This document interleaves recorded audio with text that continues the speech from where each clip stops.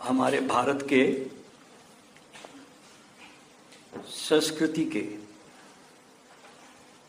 दो बड़े महत्वपूर्ण उत्सव है, त्योहार है, बहुत बड़े बड़े। ऐसे तो ये देश पूरे साल भर ही उत्सव का देश है। रोज किसी न किसी बहाने से हमारे पूर्वजों ने उन्हें उत्सव में जीना सिखाया। लेकिन मुख्य रूप से हमारे दो ही पर्व है बड़े, एक है होली और एक है दिवाली।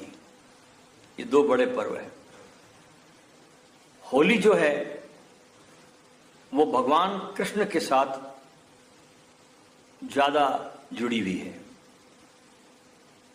इसलिए वृंदावन में जब होली खेली जाती है तो लाखों लोग वहां होली को देखने जाते हैं। लेकिन दिवाली जो है ये भगवान राम के साथ जुड़ी हुई है। फिर भी अगर दोनों में, होली में और दिवाली में, किसी के सर पर अगर ताज रखना हो, सरताज करना हो किसी को, तो किसको दिया है? दिवाली को। क्यों दिया? क्योंकि जीवन को जीने का इसमें ढंग समझाया जाता है। आइए हम भगवान राम से समझते हैं कि राम कौन है। रा का अर्थ होता है प्रकाश और म का अर्थ होता है ये प्रकाश मुझ में है। इसलिए राम किसी व्यक्ति का नाम नहीं है। जब भी कोई संत राम की बात करेगा तो दशरथ के बेटे की बात नहीं करता वो। यहीं पे हमको गलतफहमी हो जाती है। राम एक तत्व है, एक प्रकाश का तत्व। रा यानी प्रकाश और म यानी मुझ में आलोकित होता हुआ प्रकाश। बस यही अर्थ है राम का और कुछ नहीं है। लेकिन आम जनता को समझाने के लिए फिर राम के आसपास कथाएं गढ़ी गई और इस भारत की संस्कृति ने कथाओं में बातों को समझाना उचित और सरल समझा, क्योंकि लोगों के पास इतनी समझ नहीं थी, इतनी बुद्धि नहीं थी, आम जनता के पास इतना इंटेलेक्ट लेवल नहीं था। इसलिए गाथाएं खड़ी की गई, गाथाएं लिखी गई, पुराण लिखे गए, ये बड़ी बड़ी कहानियां गढ़ी गई। आज पढ़ा लिखा वर्ग जब इस कहानियों को पढ़ता है तो इसकी मखौल उड़ाता है, मजाक उड़ाता है। लेकिन किसी तत्व को समझाने के लिए उस समय की आम जनता के लिए ये पुराण गाथाएं रची गई थी और कहानियों के माध्यम से एक ही उनका ख्याल होता था हमारे पूर्वजों का कि हमारा विकास कैसे हो, हमारा एवोल्यूशन करना है, हमको विकसित करना है। ये पर्पज है कहानियों के माध्यम का हमारे पुराणों में। इसलिए ध्यान रखना कि ये कहानियां मनोरंजन की कहानियां नहीं है, ये मन को परिवर्तन कर देने की कहानियां हैं। इससे मन परिवर्तन होता है। तो इस तरह से इन कहानियों को अगर हम समझते हैं तो ये दीपावली का जो पर्व है ना, सच में अगर समझ में आ गया तो तुम सही में दिवाली मनाओगे। और दिवाली क्या है? दीपावली यानी दीपों की आवली, उसके शब्द में ही उसका अर्थ छिपा है। और आवली का अर्थ क्या होता है? श्रृंखला, सीरीज। इसको आवली कहा जाता है। जहां श्रृंखला है, दिए पे दिए चल रहे हैं। अच्छा, हमारा बाहरी जीवन क्या है? हमारा पूरा जीवन देखो, हम 70 साल का, 80 साल का, कोई 100 साल भी लोग जीते हैं, 50 साल का, 60 साल का। ए सीरीज ऑफ इवेंट्स। हरदम 12 महीने हमारे जीवन में कुछ न कुछ इवेंट आते ही रहते हैं और उसमें हम भाग भी लेते हैं। अब हमारे बाहर के इन इवेंट में जो लाइफ में आते हैं, आउटर लाइफ में, इस इवेंट के सीरीज के बीच, उन संयोगों के बीच जो संयोग पड़ रहे हैं तुम्हारे जीवन के, उत्सव के, इवेंट्स के, तुम्हारे भीतर दिवाली मने, ये असली बात है। बाहर के इवेंट चलते रहेंगे लेकिन हमारे भीतर भी दिवाली मने। यानी कैसे दिवाली मने? भीतर होश का दिया हमारे भीतर ऐसा जले कि तुम बाहर के सारे इवेंट्स में, संयोगों में रहते हुए भी ईश्वर के अनुभव में रह सको। यह है दिवाली। बाहर के इवेंट्स में रहते हुए भी उसको छोड़ के जाना नहीं है। तुम उस सर्वोत्कृष्ट ईश्वर के अनुभव में रहो, रह सको, भाग्य है तुम्हारा, तो समझना तुमने दिवाली मना ली।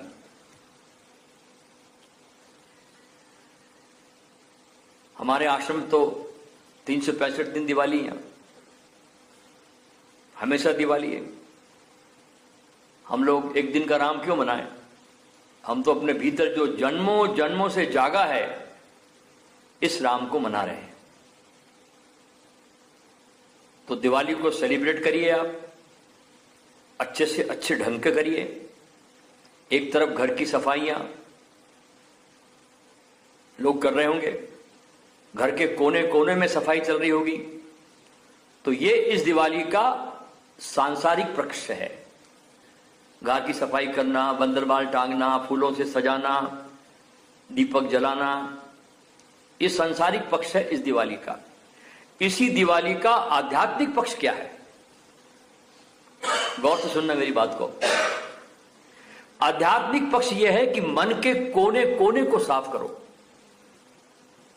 बाहर साफ करना जरूरी है, अच्छा लगता है घर साफ सफाई वाला घर हो तो, लेकिन उससे बड़ा काम है मन के कोने कोने में सफाई करो। जहां गंदगी बैठी हुई है, जहां कोने कोने में अज्ञान भरा पड़ा है, उसे बाहर निकालो। तो सांसारिक पक्ष की भी दिवाली मनानी हमको और आध्यात्मिक पक्ष की भी दिवाली मनानी है। सांसारिक पक्ष की दिवाली क्या है? क्या कहती दिवाली? घर को सजाओ, संवारो, रंग रोगन करो, सब कुछ करो। लेकिन आध्यात्मिक पक्ष की दिवाली क्या कहती है? ये बाहर की दिवाली हो गई, रंग पोतना, सजाना, संवारना। आध्यात्मिक पक्ष की दिवाली क्या कहती है कि जीवन में गुणों को सजाओ।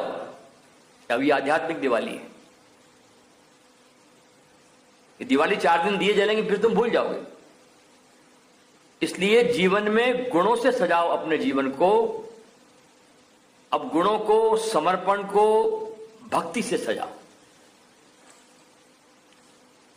भक्ति का पेंट, जो बाहरी दीवारों को पेंट करते ना, ये पेंट भक्ति के पेंट में काम नहीं आता। भक्ति का पेंट चाहिए इसको। भक्ति के पेंट से अपने हृदय को रंगो। और इस तरह से हमको बाहरी और भीतर दोनों तरफ दिवाली मनानी है। तो दिवाली के दोनों पक्ष है जो मैंने आपके सामने रखे। सांसारिक पक्ष में घर साफ करना, आध्यात्मिक पक्ष में मन के कोने कोने को साफ करना। सांसारिक पक्ष में दूसरे को उपहार दो, मिठाई दो, जो कुछ तुम्हारी देने की इच्छा हो, कपड़े दो, बच्चों के लिए पटाखे दो, खिलौने दो। ये तुम्हारे दिवाली का पर्पस होता है, आम जनता का, आम लोगों का। लेकिन इतना छोटा सा पर्व भी मत मनाओ। ये बहुत इसका छोटा रूप है, बहुत स्मॉल, केजी क्लास जैसा। इस विराट पर्व को इतना छोटा मत बनाओ। जरूर दूसरों को मिठाई दो, उपहार दो, बच्चों को चॉकलेट्स दो, whatever you want you can give it। लेकिन आध्यात्मिक पक्ष में मैं ये कहूंगा कि दूसरों को अपनी पॉजिटिव वाइब्रेशंस पहुंचाओ। ये दूसरा पक्ष है अध्यात्म का, कि दूसरों को अपनी निगेटिविटी मत पहुंचाओ, दूसरों को अपनी पॉजिटिव वाइब्रेशन लोगों को दो। प्रेम की वाइब्रेशन लोगों को दो, पवित्रता की वाइब्रेशन लोगों को दो। सांसारिक पक्ष में हम ये कहेंगे कि हम बाहर दीप जलाएंगे, लेकिन भीतर आध्यात्मिक पक्ष में होश का दिया जलाए, तब जाके हमारी दिवाली ये उत्तम दिवाली बनेगी, श्रेष्ठतम दिवाली बनेगी। उत्तम चेतनाओं को हम फॉलो कर रहे हैं। हम जब जब भी सुनते हैं कि संतों को प्रवचन के माध्यम से या कभी दर्शन के माध्यम से, तो उनको हम फॉलो करते हैं। उनको देखकर, उनके शिखरों को देखकर हमारे भीतर भी प्यास पैदा होती है। संत का इतना ही उपयोग, और कोई उपयोग नहीं है, कि उसको देखकर तुमको भी अपने शिखरों की याद आने लगे। जब इनको हो सकता तो मुझे क्यों नहीं हो सकता? तो हमारा जीवन भी उनके दर्शन के बाद उत्तम बनना चाहिए। और उत्तम कब बनेगा? जब हम बाहर और अंदर दोनों को एक साथ खिलाएंगे। तो बाहर भीतर दोनों तरफ हमारी बगिया खिलेगी, बाहर भी साफ और भीतर भी साफ। बाहर भी सजा हुआ, भीतर भी सजा हुआ। बाहर भी लुटाना उपहारों की तरह, और भीतर से लुटाना वाइब्रेशन के स्तर पर। मैत्री की वाइब्रेशन, मंगल की वाइब्रेशंस, पवित्रता की वाइब्रेशंस, प्योरिटी की वाइब्रेशंस, प्रेम की वाइब्रेशंस, इन सब को लुटाना। भगवान बुद्ध ने तो इस पर पूरा ध्यान निकाला है। ये जो बातें बता रहा मैं आपको, इस पर पूरा इनका ध्यान है, मैत्री भावना ध्यान। भगवान गौतम बुद्ध ने इसको निकाला था। ये वही बात है जो मैं कर रहा हूं। तो बाहर भी दिए जलाने हैं, तो भीतर भी दिए जलाने हैं। तो एक आध्यात्मिक क्रांति के अंदर हमको आध्यात्मिक रूप से दिवाली मनानी है। अच्छा, दीपावली पर लक्ष्मी की पूजा होती है। दूसरा पहलू उसका ये भी है, बिना जाने समझे, कुछ पता नहीं हमको, हम पूजा ठोक देते हैं लक्ष्मी की। घर में ले आते पान पत्ते फूल वूल सब ले रखे, चढ़ा दिया सब कुछ पता नहीं। ये भारत देश अकेला देश है पूरे संसार में, इस पृथ्वी पर, जहां ये पूजा होती है और कहीं नहीं होती। यहां पर हमको यह समझना जरूरी है, लक्ष्मी पूजा जब हम करें, कि लक्ष्मी किसके लिए वरदान है और किसके लिए अभिशाप है ना? मजेदार बात। ये किसके लिए अभिशाप है और किसके लिए वरदान बन जाती है ये लक्ष्मी। नंबर एक, सुनना बात को। विवेकशील व्यक्ति जो हो, जिसके भीतर विवेक है, उसके लिए लक्ष्मी वरदान है। जिसको बिल्कुल भली भांति पता है कि मेरे को लक्ष्मी का उपयोग कहां, कैसे और किस प्रकार करना है। विवेकपूर्ण व्यक्ति के लिए लक्ष्मी बहुत वरदान साबित होती है। दूसरा, संयमी के लिए लक्ष्मी वरदान है। जिसके जीवन में संयम है, लक्ष्मी आ गई तो वो उछलता कूदता नहीं है, बताता हुआ नहीं घूमता,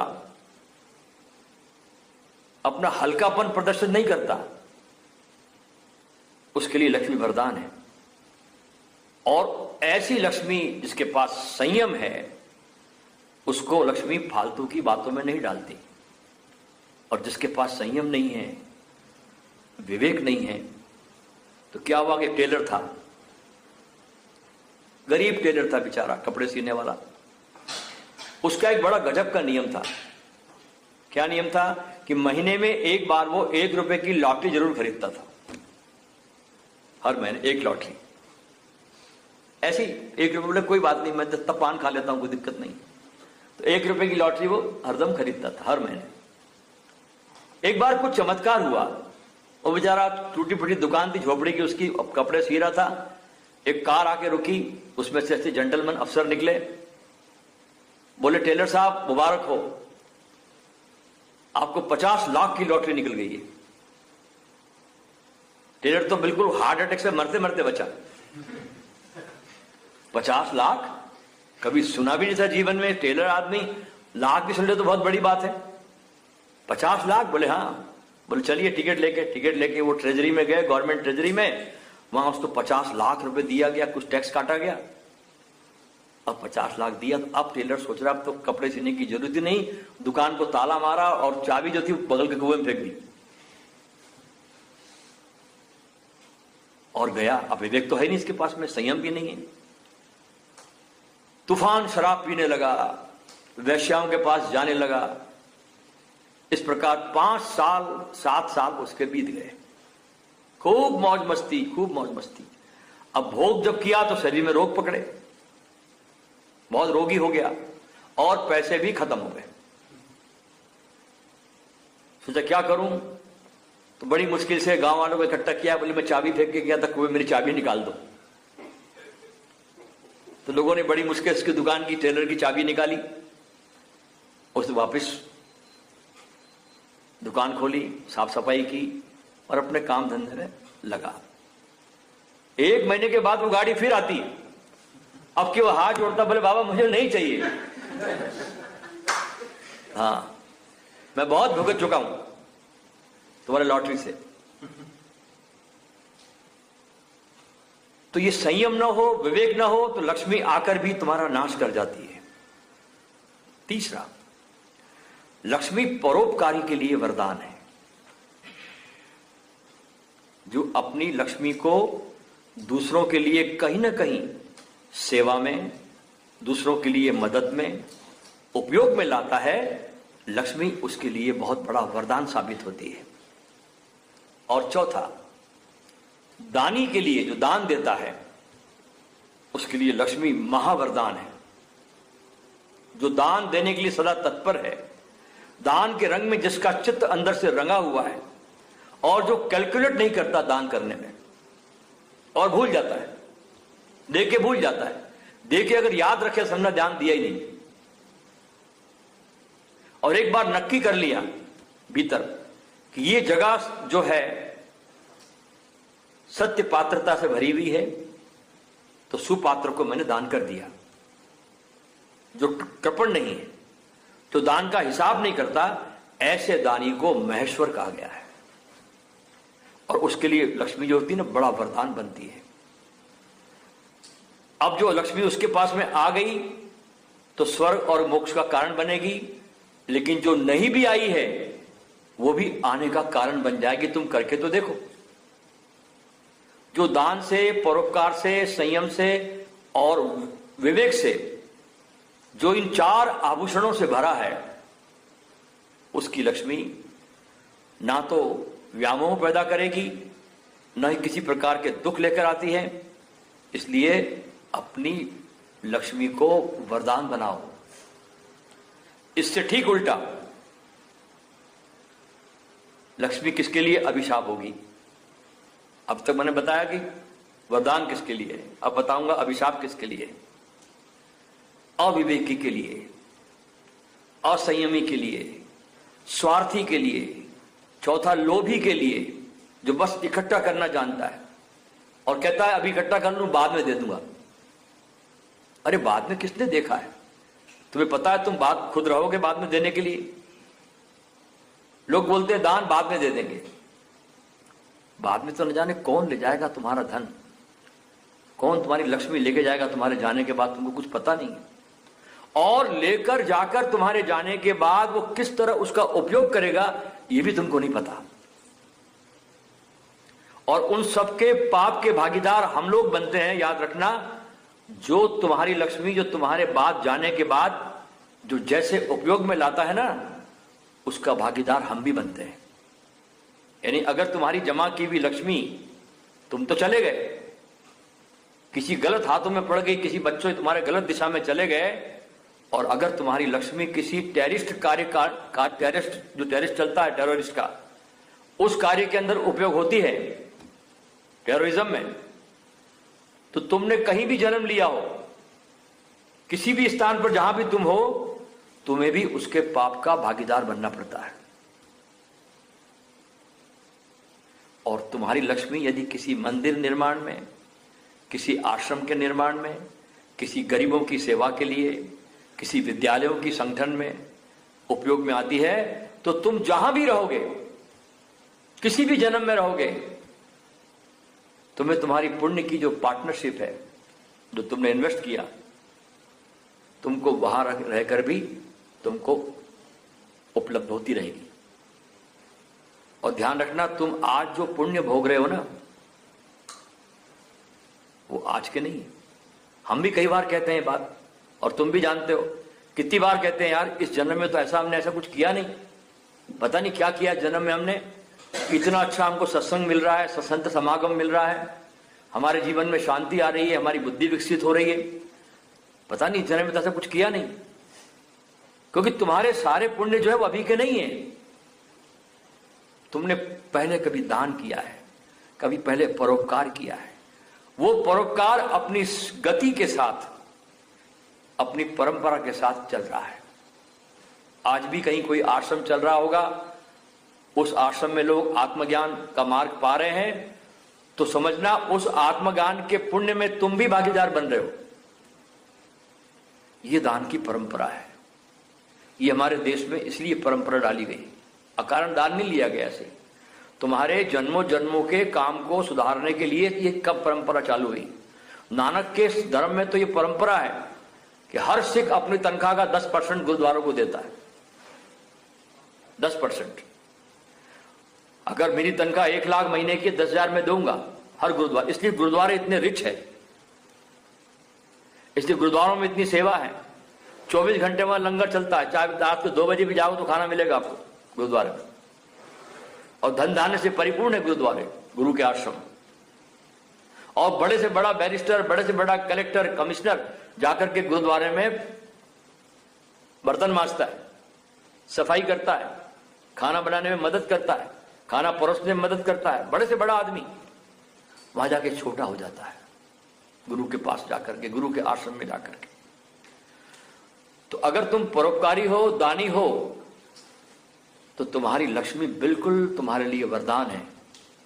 अब देखिए, राम को देखिए आप, राम के चरित्र को बहुत गजब का देखा जाता है इसमें कि राम ने रावण को मारा, अब लंका उसकी हो गई, मारा तो राजा मर गया, सोने की लंका मिली इसको, राम को, लेकिन उसको वहीं छोड़कर आ गए। कितनी बड़ी बात है, लेकर नहीं आए, न वह शासन स्थापित किया अपना, न वह राज सजाया अपना। और हमको अगर सोने का एक सिक्का भी मिल जाए रास्ते पर, तो लंका तो छोड़ दीजिए आप, लंका तो बहुत बड़ी बात है, हम तो कभी छोड़ते नहीं लंका मिल जाती तो। अगर रास्ते में सोने का सिक्का भी मिल जाए तो हम लेकर के आ जाते हैं। एक बार क्या हुआ कि भिक्षु था, जंगल से गुजर रहा है रास्ते में, तो उसको एक सोने का सिक्का मिल गया, उसने उसको उठा लिया। अभी तो भिक्षु था, इसको तो कोई मतलब था नहीं, छोड़ के आया था, लेकिन तुम्हारा लोभ, तुम्हारी लालच वो अंत तक पीछा करती है, ख्याल रखना। उठा लिया उसने। अचानक सोचा उसने कि मेरे को तो कोई काम ही नहीं, मैं तो भिक्षा मांगता हूं, मुझे सोने से क्या लेना देना। चलो कोई बात नहीं, मुझे इस रास्ते में कोई जरूरतमंद मिल जाएगा तो मैं उसको दे दूंगा। आगे गया, एक किसान मिला और उस किसान को उसने सोने का सिक्का दिया कि भाई मुझे मिला है, मैं भिक्षु हूं, मुझे इसका कोई काम नहीं है, तू इस सिक्के को ले ले। किसान ने हाथ जोड़ के कहा, इस साल भैया बारिश बहुत बढ़िया हुई है, इस साल बीज अच्छे थे, इस साल फसल मेरी बहुत अच्छी बनी है, और मेरी संपत्ति भी मुझे जितनी चाहिए उससे ज्यादा आ गई है, मैं तेरा ये सिक्का ले नहीं सकता। भिक्षु को बहुत आश्चर्य हुआ। वो आगे गया, आगे जाके उसको एक वैश्या मिली। उसने वैश्या को बोला, ये सोने का सिक्का मुझे मिला है, तू रख ले। वैश्या ने कहा, नहीं नहीं नहीं, मुझे नहीं चाहिए, अभी मेरा धंधा बहुत अच्छा चल रहा है, तुम्हारे सोने के सिक्के की मुझे आवश्यकता नहीं।